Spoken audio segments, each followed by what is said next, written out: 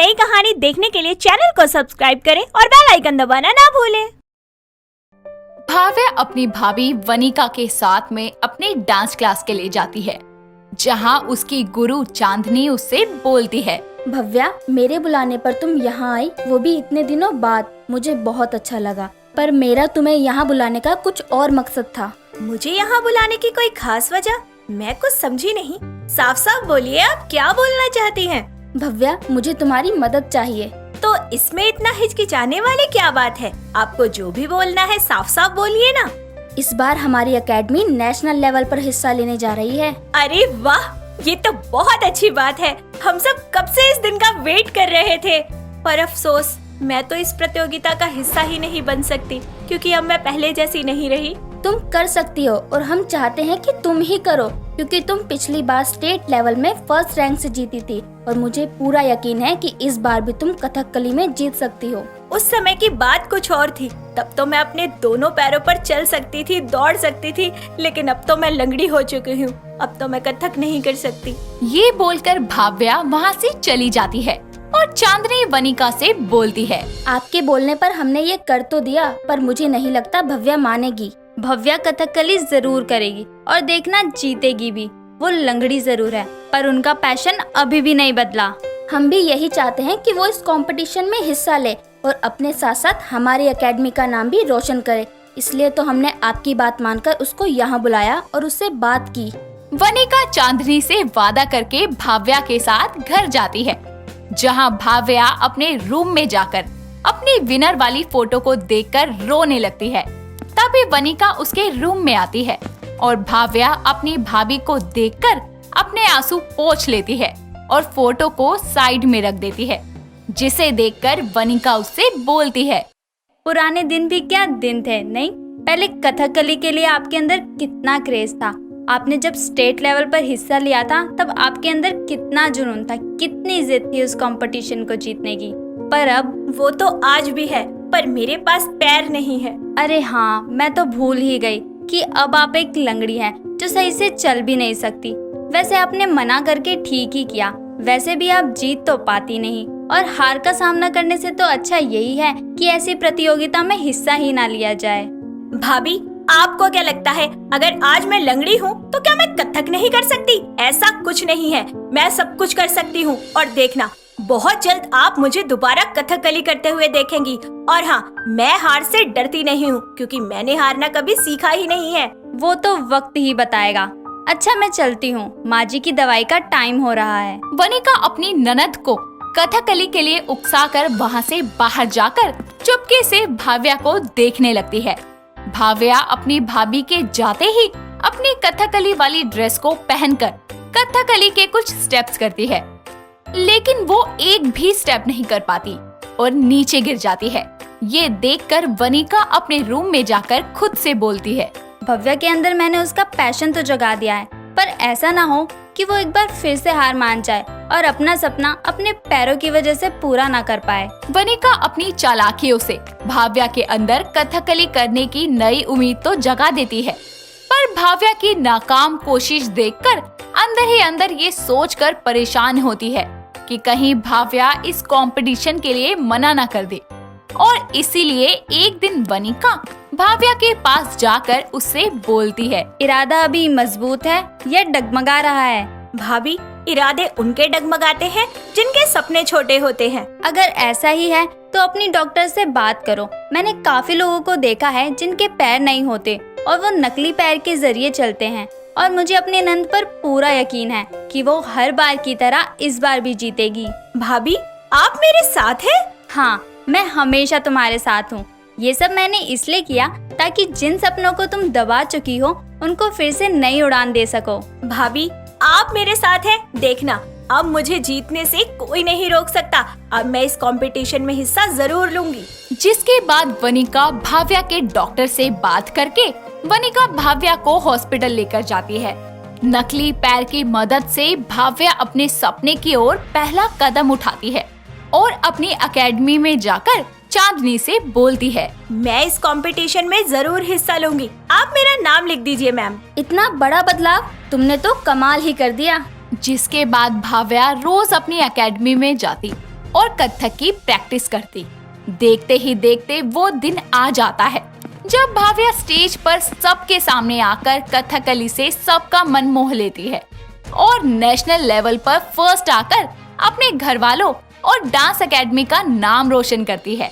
जिसके बाद एक रिपोर्टर उसके पास आकर उससे बोलता है, भाव्या जी, क्या आप हमको बताएंगी कि आखिर ऐसी हालत में भी इस कंपटीशन में हिस्सा लेना और जीतने का हौसला आखिर आप में आया कहां से? जब आपके हौसले बुलंद हो तो आपकी जीत पक्की है। पर हाँ, इसका सबसे बड़ा श्रेय मैं अपनी चालू भाभी को देना चाहूंगी। चालू इसलिए क्योंकि उन्होंने बड़ी ही चालाकी के साथ मुझे इस कंपटीशन के लिए मनाया।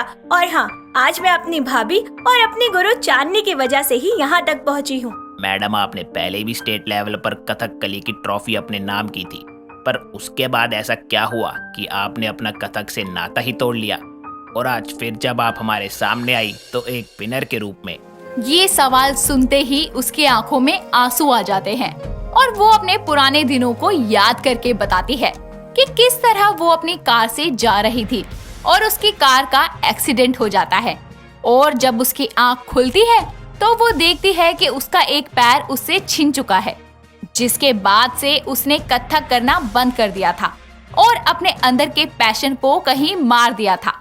अपनी पूरी कहानी सुनाकर भाव्या की आंखों से आंसू नहीं रुकते और वनिका सबके आगे बोलती है, नो मोर क्वेश्चंस। आप सब यहाँ आए, आप सबने भव्या का हौसला बढ़ाया, उसके लिए शुक्रिया। इतना बोलकर वनिका भाव्या के साथ घर जाती है, जहाँ उसकी सास कोकिला उन दोनों को दरवाजे पर रोक हाथों में आरती की थाल लिए उनसे बोलती है, अरे 2 मिनट रुको, पहले मैं अपनी चालू बहू, जिसकी वजह से मेरी बेटी फिर से आत्मनिर्भर बन पाई है, उसकी और अपनी भव्या की आरती तो उतार लूं।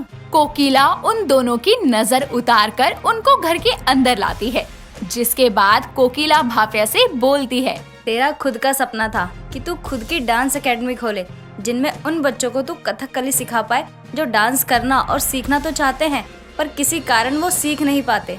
हाँ माँ, तेरी भाभी ने आज तेरा वो सपना भी पूरा कर दिया। सच में भाभी, आप बहुत चालू हो। आखिर आप ये सब कैसे कर लेती हो? जैसे आप में टैलेंट है, वैसे ही ये मेरा टैलेंट है। हर कोई मेरे जैसे चालाक नहीं हो सकता। ये बोलकर वनिका अपनी सास और भाव्या को उस जगह पर लेके जाती है जहाँ बड़े बड़े शब्दों में भाव्या एकेडमी लिखा होता है। जिसके बाद भाव्या के सारे सपने पूरे हो जाते हैं और उसके अंदर से लंगड़ी होने का दुख भी खत्म हो जाता है। संजू अपनी माँ संध्या का एक लौता बेटा था। उसके पिता का देहांत हो चुका था। वो बहुत ही स्मार्ट था। साथ ही वो अपने दोस्तों और परिवार वालों के अलावा ज्यादा किसी से बातचीत भी नहीं करता था। एक दिन कॉलेज में संजू का दोस्त राजन उसे बोलता है, यार साला क्या जिंदगी है, सुबह बस में धक्के खाते खाते कॉलेज जाओ, यहाँ आके टीचर की बकवास सुनो और घर जाके पेरेंट्स के ताने। लाइफ में तो मनोरंजन जैसे मर ही गया हो। अरे तेरी क्या प्रॉब्लम है यार, जब देखो तू अपनी लाइफ को कोसता ही रहता है। वो लोग बातें कर रहे होते हैं कि तभी सामने से जोया और उसका दोस्त अक्षय आ रहे होते हैं। दोनों संजू और उसके दोस्त के पास जाते हैं। तभी जोया बोलती है, संजू, अगर तुम फ्री हो तो हम साथ में मूवी देखने चले? Sorry, I have some work to do, so I can't come with you. अबे ओ माँ के लाडले, सुंदर कन्या सामने से पूछ रही है तो मना नहीं करते। हाँ ये आ जाएगा, काम का क्या है, आज नहीं तो कल, अगले जन्म में तो कर ही लेगा। संजू का मन ना होने पर भी राजन के कहने पर वो मान जाता है और शाम को घर से बाइक लेकर निकल जाता है। रास्ते में उसे जोया का दोस्त अक्षय मिलता है, जो सड़क किनारे खड़ा होकर टैक्सी का वेट कर रहा होता है। उसके पास जाकर वो अपनी बाइक रोककर बोलता है, अरे तुम यहाँ, तुम हमारे साथ नहीं आ रहे क्या? अरे नहीं, वो मुझे अपने ना नए घर में शिफ्ट करना है, तो उसी के लिए मैं ना सामान लेकर टैक्सी का वेट कर रहा हूँ। पर मुझे लगता नहीं है कि अभी कोई टैक्सी मिलेगी। क्या मैं तुम्हें लिफ्ट दे दूं? पर तुम मूवी के लिए लेट हो जाओगे। अरे कोई बात नहीं, तुम बैठो ना। संजू के इतना कहने पर अक्षय उसकी बाइक पर बैठ जाता है और रास्ते में सामने एक बहुत बड़ा गड्ढा आता है, जिसे देखकर संजू जोर से ब्रेक लगाता है और अक्षय उसे जोर से पकड़ लेता है। जिसके बाद संजू को एक अजीब सी स्वीट फीलिंग आती है और उसका दिल जोर जोर से धड़कने लगता है। जिसके बाद कुछ ही देर में दोनों अक्षय के नए घर पहुंच जाते हैं और संजू वहां से अपने घर आ जाता है और अपने कमरे में बैठे हुए खुद से बोलता है, अक्षय के टच करने पर मुझे कुछ अच्छा सा फील क्यों हुआ? ऐसा तो मैंने कभी किसी लड़की के टच करने पर भी महसूस नहीं किया। अगले दिन कॉलेज में जोया उससे रात को ना आने का कारण पूछती है, पर संजू सिर्फ उसे सॉरी बोलकर वहां से चला जाता है। जिसके बाद से संजू अक्षय के साथ ही अपना ज्यादातर समय बिताने लगता है। अक्षय को भी संजू के साथ रहना और उससे बातें करना बहुत अच्छा लगता था। दोनों ही एक दूसरे से प्यार करने लगते हैं और ऐसे ही उनके रिलेशनशिप को पूरे 5 महीने हो जाते हैं। जिसके कुछ दिन बाद संजू अक्षय को कॉल करके पार्क में मिलने बुलाता है और वहां आकर अक्षय बोलता है, हे व्हाट्सअप मैन, क्या बात है? खुद कॉल करके बुलाया है तुमने? मेरी याद से तड़प रहे थे क्या? अक्षय के इतना कहने पर संजू उसे जोर से हक कर लेता है और बोलता है, याद तो आएगी ना, पिछले 2 दिन के बाद जो मैं तुम्हारा चेहरा देख रहा हूँ। ऐसा है तो तुम अपनी माँ को हमारे रिलेशनशिप के बारे में बता क्यों नहीं देते, ताकि हम साथ रह सकें? तुम्हें क्या लगता है मैंने कभी कोशिश नहीं की होगी? पर हर बार ये सोचकर चुप हो जाता हूँ कि वो ये सब सुनने के बाद कैसा रिएक्ट करेंगी। जिसके बाद वो कुछ देर तक बातें करते हैं और फिर संजू अक्षय को अपनी बाइक पर घर ड्रॉप करके अपने घर के लिए निकल जाता है। घर पहुंचकर वो हिम्मत करके अपनी माँ के पास जाता है और उसे बोलता है, माँ, मुझे तुम्हें कुछ बताना है, पर गुस्सा मत करना, पहले पूरी बात सुनना। ऐसा भी क्या बताना है तुझे जो तुझे इतने पसीने आ रहे हैं? कहीं तू एग्जाम में फेल तो नहीं हो गया? देख, अगर ऐसा हुआ है तो मैं तुझे चप्पल से सूद दूंगी। अरे माँ, अभी तो रिजल्ट आया भी नहीं। वो मैं आपसे कह रहा था कि माँ, मुझे लड़के पसंद है, मुझे नहीं पसंद आती लड़कियां, मैं गे हूँ। कसम खा रखी है ना तूने कि तू नहीं सुधरेगा। मतलब पहले तो बस मजाक करता था, लेकिन अब ऐसे वाहियात मजाक करने लगा है। तू रुक, बिना चप्पल खाए नहीं मानेगा।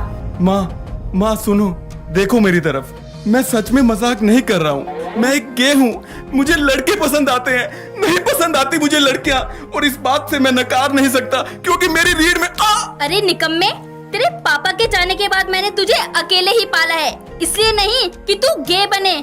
मुझे लगता है कि तुझ पे कोई बुरा साया है। हाँ, तभी तू ऐसी बहकी बहकी बातें कर रहा है, पर तू चिंता मत कर, मैं कुछ करती हूँ। माँ, ऐसा कुछ नहीं है, मैं ठीक हूँ, आप सुनो तो सही। संध्या संजू की बात को नहीं समझती और ना ही ये मानने को तैयार थी कि उसका एक लौता बेटा गे है। अगले दिन वो एक झाड़ फूक वाले बाबा को लेकर घर आती है और संजू की तरफ इशारा करके बोलती है, बाबा जी, यही है मेरा बेटा जिसके बारे में मैंने आपको बताया था। कुछ भी कीजिए, बस इसके सर से ये गे होने का भूत उतार दीजिए। जिसके बाद वो बाबा संजू के सर पर झाड़ा लगाने लगता है, जिससे संजू चीखता है और गुस्से में आकर बोलता है, अच्छी, ये सब क्या है माँ? और आप अभी के अभी मेरे घर से निकलिए। वो बाबा गुस्सा होकर वहाँ से चला जाता है और संध्या उसे डांटते हुए बोलती है, तू पागल हो गया है क्या? क्यों जाने को बोला बाबा को तूने? बस माँ, गे होना कोई ओपरी साया नहीं है। आप मुझे एक्सेप्ट नहीं कर पा रही हो तो ठीक है, मैं बस प्रिटेंड ही कर सकता हूँ कि मैं गे नहीं हूँ, जैसे मैं पिछले 5 महीनों से कर रहा हूँ। ये कोई बीमारी नहीं है, बस मैं लड़कों की तरह लड़कियों में इंटरेस्टेड नहीं हूँ। मुझे लड़के पसंद है माँ, मैं एक गे हूँ। इतना कहकर संजू वहाँ से चला जाता है और अगले दिन वो अक्षय से मिलकर बोलता है, अक्षय, माँ हमारे रिश्ते को कभी एक्सेप्ट नहीं करेगी और मैं माँ के अगेंस्ट नहीं जा सकता, इसलिए हमें हमारे बीच की रिलेशनशिप को अभी एंड करना पड़ेगा। पर संजू, मैं तुम्हें कभी नहीं भूल पाऊंगा, क्योंकि तुमसे मिलने के बाद ही मुझे एहसास हुआ कि मेरी खुशी तुम्हारे साथ है। जिसके बाद दोनों एक दूसरे से गले मिलती हैं और इसी के साथ साथ किस करके एक दूसरे को अलविदा बोलते हैं। ये सब वहाँ खड़ी जोया देख लेती है और हैरान हो जाती है। अगले दिन जब संजू कॉलेज आता है तो जोया उसके पास जाकर बोलती है, अरे मैं तो तुम्हें स्मार्ट और एक इंटेलिजेंट लड़का समझती थी, लेकिन तुम तो मीठे निकले। तभी कहूँ इतनी लाइन देने के बाद भी तुम पिघले क्यों नहीं। ये सब सुनकर संजू को बहुत गुस्सा आता है, पर वो कुछ नहीं बोल पाता। धीरे धीरे सारे कॉलेज और उसके सारे पड़ोसियों को भी उसके गे होने की बात पता चल जाती है।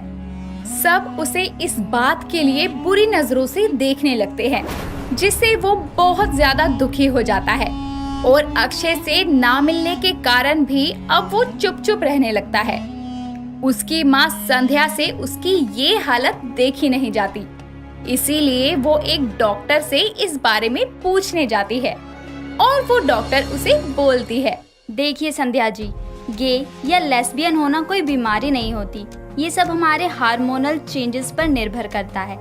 आमतौर पर इंसान अपोजिट जेंडर की तरफ आकर्षित होते हैं, पर अगर इसका उल्टा होता है तो हम उसे एक्सेप्ट नहीं कर पाते और उसे बीमारी का नाम दे देते हैं। पर ऐसा कुछ नहीं होता। गे इंसान भी अपनी लाइफ नॉर्मली जी सकते हैं। अब तो सरकार ने भी समलैंगिकता को मंजूरी दे दी है, तो आप अपने बच्चे को क्यों एक्सेप्ट नहीं कर लेती? डॉक्टर की बातें सुनने के बाद संध्या को समझ आता है कि ये कोई बीमारी नहीं है, जिसके बाद वो अपने बेटे संजू के पास जाती है और उसे बोलती है, सॉरी संजू बेटा, एक माँ होकर मैं तुझे समझ नहीं पाई, पर अब मुझे कोई फर्क नहीं पड़ता कि तू मेरे लिए बहू लाए या दामाद, क्योंकि प्यार तो प्यार होता है, फिर वो लड़के से हो या लड़की से। मैं बस तेरी खुशी में ही खुश हूँ। संध्या के इतना कहने पर संजू की आंखों में आंसू आ जाते हैं और वो अपनी माँ को गले लगा लेता है। निधि के माता पिता बहुत गरीब थे। उन्हें निधि की शादी की बहुत चिंता रहती थी। निधि एक पढ़ी लिखी होशियार लड़की थी। एक दिन गांव के सरपंच निधि के लिए एक बहुत अच्छा रिश्ता लेकर आते हैं। निधि लड़के वालों के सामने नाश्ता लेकर आ जाती है। तभी सरपंच जी लड़के की माँ सुमित्रा से कहते हैं, बहन जी, ये लड़की हमारे गांव की सबसे काबिल और होनहार लड़की है। राहुल पुत्र, तन्नू निधि किवें दी लगी? मैनू तो निधि बहुत पसंद है। माँ, मुझे भी पसंद है। सरपंच जी, ए दसो ए लोग की दहेज कितना देणगे? बहन जी, दहेज तो ये लोग ज्यादा नहीं दे पाएंगे, लेकिन लड़की आपको सर्वगुण संपन्न मिलेगी, इस बात की अपनी गारंटी है। राहुल अपनी माँ और सरपंच की सारी बातें सुन रहा था। तभी अचानक वह कहता है, माँ, मुझे दहेज नहीं चाहिए। लड़की पढ़ी लिखी और समझदार है, बस इतना ही काफी है। इस प्रकार राहुल निधि की कुछ दिनों बाद शादी हो जाती है। शादी के बाद से ही सुमित्रा का दिमाग खराब रहने लगा, क्योंकि निधि के माता पिता ने उन्हें कोई दहेज नहीं दिया था। इसका बदला वह निधि को बराबर परेशान कर लेती रहती थी। एक दिन निधि घर की सफाई कर रही थी, तभी उसकी सास वहाँ पर आती है और कहती है, नी महारानी, बस झाड़ू ही लौंदी रहेगी, हले रोटी भी बनानी है, कपड़े भी धोने हैं, ये सब कौन करेगा? तेरी माँ करेगी। इतना सुनकर निधि की आंखें क्रोध से भर जाती हैं, लेकिन फिर वह अपने आप को संभाल लेती है, क्योंकि उसकी माँ ने उसे सिखाया था, बेटा, अपनी सासू माँ को कभी उल्टा जवाब मत देना, वो भी तुम्हारी माँ के समान है। अपनी माँ की बात याद करके अपनी सास को पलटकर कोई जवाब नहीं देती थी और सोचती थी कि वक्त के साथ धीरे धीरे सब कुछ ठीक हो जाएगा, जिसका फायदा उसकी सास बराबर उठाती रहती थी और उसे परेशान करने का कोई अवसर नहीं छोड़ती थी। निधि सास के बताए हुए सारे काम करने के बाद अपनी सास के लिए चाय लेकर आती है। सास को चाय देने के बाद जैसे ही निधि वापस जाने लगती है, तभी सुमित्रा उसे टोकती है, नी हुड़ कित्थे चलिया? मेरे पैर कौन दबाएगा? तेरा प्यो? पहला मेरे पैरां दी मालिश कर, फिर जाई। इस बार निधि बहुत गुस्से में आ जाती है और कहती है, सासू माँ, माइंड योर लैंग्वेज। अगर आपने मेरे पापा के बारे में कुछ कहा ना, तो मुझसे बुरा कोई नहीं होगा। आपको जो कहना है मुझसे कहिए। हाय ओए रब्बा, मेरे नाल जबान लड़ा रही की कह रही? रुक, हुणे फोन करनी है तेरे घर ते कन्नी लाडली नु ले जाओ आके इत्थों। निधि अपने गुस्से पर काबू कर लेती है और चुपचाप सास के पैर दबाने बैठ जाती है, क्योंकि वो नहीं चाहती थी कि उसके माता पिता उसके इस व्यवहार से दुखी हों और घर का माहौल बिगड़े। निधि पैर दबा रही होती है, तभी उसकी सास फिर से उसे बातें सुनाती है। 1 रुपया नहीं दिता तेरे माँ-प्यो ने, फ्री ची कुड़ी विहा दित्ती। इस पर निधि कुछ नहीं कहती है और चुपचाप अपनी सास के पैर दबाती रहती है। अब तो निधि के लिए ये रोज की बात थी। रोज उसकी सासू माँ उसे जली गटी सुनाती और दहेज ना मिलने का फ्रस्ट्रेशन उस पर निकालती रहती। लेकिन निधि का पति राहुल उसे बहुत प्यार करता था। जब वह घर पर कभी ऑफिस का काम लैपटॉप पर करता तो निधि भी उसकी मदद करती, जिससे राहुल खुश होकर बोलता है, सच में यार, मैं बहुत लकी हूँ कि तुम मेरी पत्नी हो। Thanks my love. No Rahul, actually I am so lucky because you came into my life. एक दिन राहुल के ऑफिस जाने के बाद सुमित्रा निधि के पास आती है और कहती है, निधि निधि, आज तेरे डैडी आ रहे आ, तू जाके तैयार हो जा। उन्ना नु भी तो लगना चाहिदा है ना कि उन्ना दी बेटी इत्थे खुश है। नाले हाँ, मौका मिलते ही अपने डैडी कोलों पैसे मांग ली राहुल दे नवे बिजनेस वास्ते। सासू माँ, बाकी सब बातें तो ठीक है, लेकिन मैं अपने पापा से 1 रुपए भी नहीं मांगूंगी। हाय रब्बा, क्यों नहीं मांगेंगी? विहाज केड़ा उन्ना ने सानू खजाना दे दिता, नाले हुण तू भी तक किसे काम दी नहीं आ। पैसे नहीं मंगे ना तो तैनू तेरे माँ-प्यो दे नाल करे भेज दूंगी, समझ गई? निधि रोने लगती है, फिर उदास होकर सब्जी खरीदने चली जाती है। रास्ते में उसे अपनी एक पुरानी सहेली प्रिया दिखती है।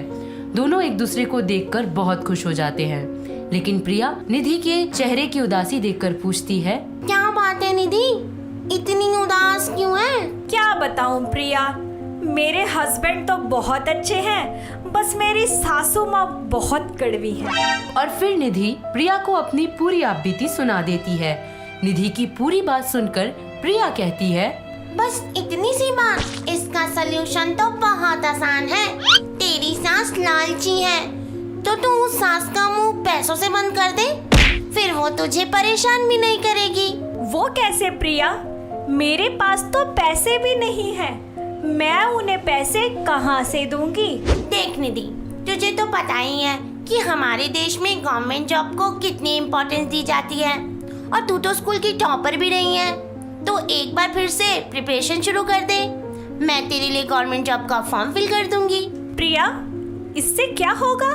तू ना बहुत भोली है। सुन, जब तेरी सास को पता चलेगा ना कि तू भी पैसा कमा सकती है, तो वो उल्टा तेरी ही सेवा करेंगी। अब निधि दिन भर घर का काम करने के बाद रात में पढ़ाई करने बैठ जाती है। इसमें राहुल भी उसकी पूरी मदद करता है।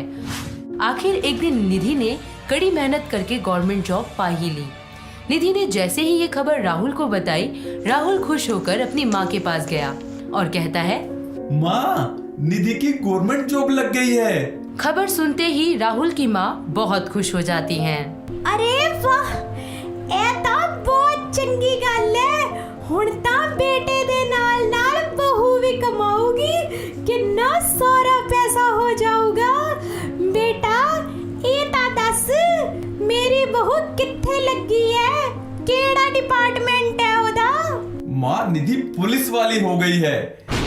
अब तो देश के दुश्मनों, चोरों और अपराधियों के साथ साथ दहेज के लोभियों की भी खैर नहीं।